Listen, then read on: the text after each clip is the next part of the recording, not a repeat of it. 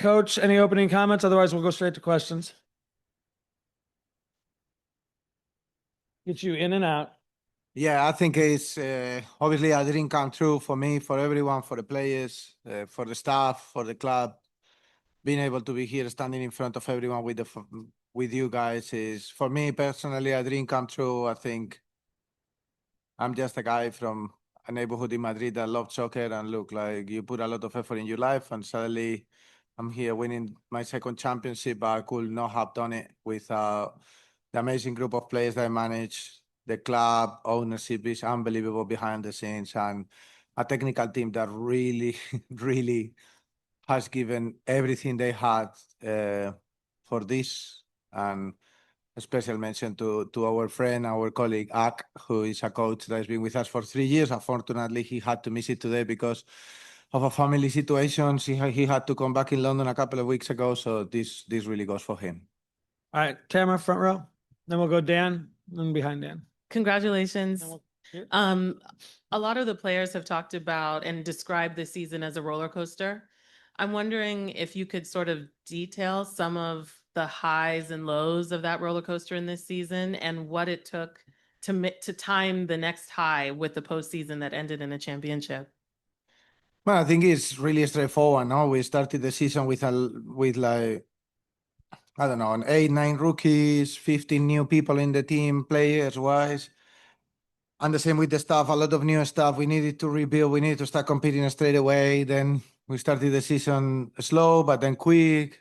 Then we had to go to Mexico to win that competition that for us made us champion of the continent. So that was probably where this group of players understood, okay, like, we can win, big things together.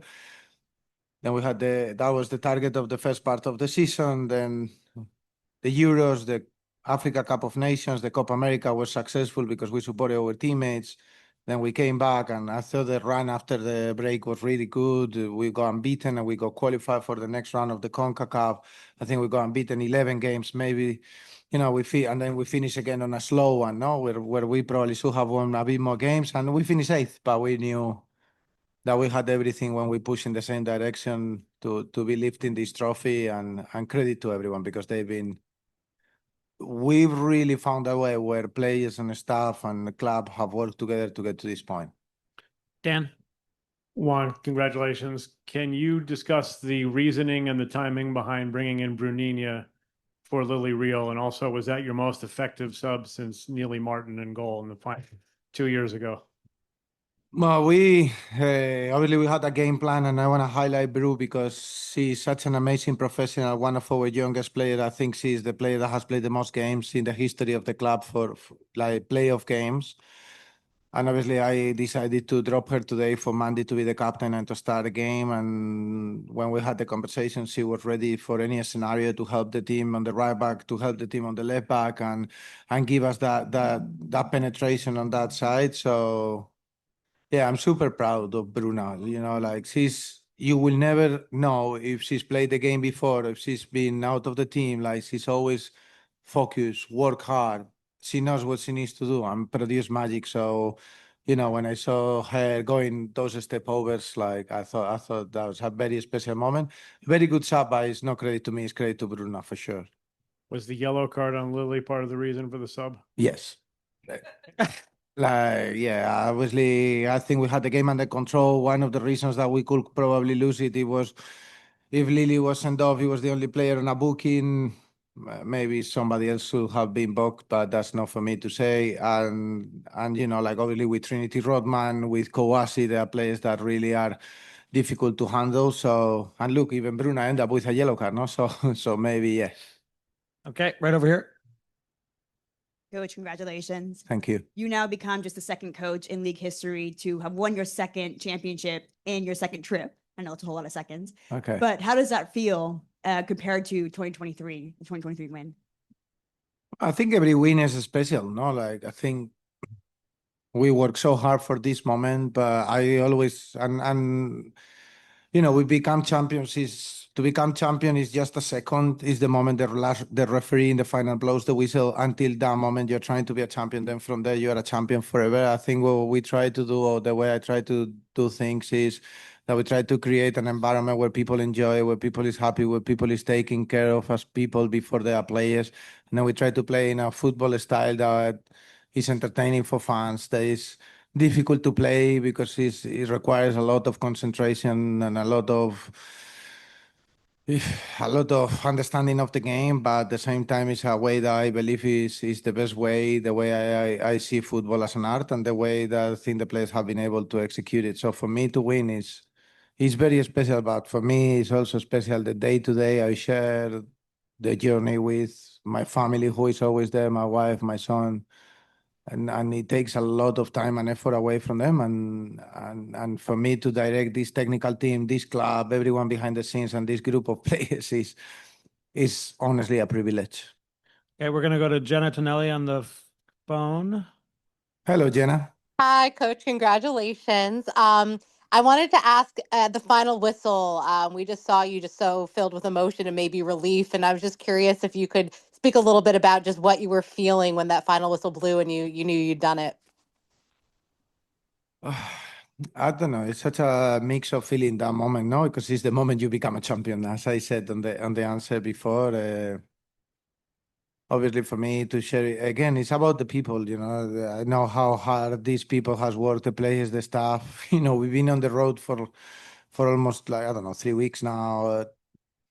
The amount of time we spend away from home, and you get this reward to see the smiles of the people, to see people achieving something that when you get older, like I am getting now because I'm 41, you start realizing that there are certain moments in your life that stick with you forever, and you have to understand that those moments will stay with me, but will stay with them forever. Like Lily Real will be 60, and she will talk about this day and that's something. Unfortunately, I lost my dad, and you start seeing perspective in life and things like that. And I think creating moments like that for other people is something that makes me really happy. So that's why I felt at that moment. Theo.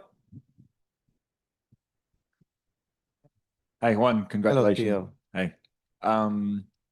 Talked to Mandy afterwards. She said she felt like a big part of the win was down to a lot of culture work that went on in the offseason, the trip to Spain.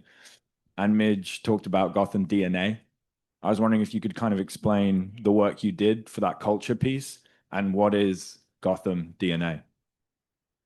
Well, it wasn't me, it was Michelle Betos. So that's like, she did a lot of work. Like, she obviously stepped into this role in the coaching team, and she really helped us to bridge that gap between everyone. And then all the players buying into it. I think it was really good. And what she did, it was creating a platform for the players to be seen by her teammates as people and create a little bit of that connection, because we had a very very mixed group of people. Like we have like senior players that don't speak the language. We got senior players that are American with Europeans, and then we got 10 rookies, and we got rookies that come from all over the world. Like it was a really special group, and I think we created something that they really care about each other. I said that was our strength the whole year. For example, Emily Sonnet really cares about Ryan Campbell and Lily Real. You go Ella Stevens that really care about the Esther and the Brazilians. You go a lot of connections around the team that like Anne really cares about Shelby and the coaching team in there. I think those connections, they make the team stronger. And when you play and you put everything out there, not only for yourself, but for the person next to you, you put a little bit extra. So yeah, I think that was the key. Clear. This is Kind- our last question, guys. Kind of following up on that, Okay. it seems almost unique to have a team come into a championship talking about how they feel like they've been underperforming, and somehow that becomes a positive focus for them. How did you see your locker room turn maybe even just frustrations about performance and make it something useful to make progress rather than something within a locker room? Because those underperformance moments in a lot of times came, they already had performances together that are top. So I think that always was referring back to that. I think also we drop a lot of points this year that maybe sometimes it was down to us, sometimes it wasn't, you know, those little details that you need to have in a game. And I think that's been the strength of the group, the understanding, you know, once we really couldn't win the Shield, honestly, in America, it's like you win the Shield or you get to the playoffs. There's no like in between, you know, you need to make sure that you get to that place. And when you get into that place, we knew how to win together, you know, and that together with the people that surrounds the team, ownership and the technical team, people that have been with me for a long time. Like that one over there in the blue, you can turn around. This one, Sean Harris, yeah. that have different approaches to life and different approaches to the way we see the game. I think it's something that it creates something very special that makes people believe and that makes people win. We're gonna do actually one more so we can get a Spanish question front row. Buenas noches, Juan Carlos. Buenas noches. Felicitaciones. Gracias. Pregunta es, tú eres campeón, ¿cómo adaptaste tu filosofía para diferentes cambios que tuvieron y dificultades y obtener un resultado positivo? También te quiero preguntar, este año fue un poco ocupado, ¿no? Copa Oro, eliminatorios para el Mundial. Ustedes cierran aquí con un campeonato en el área de la Bahía. ¿Cómo te sientes de ser parte de este momento histórico? Muchas gracias and congratulations.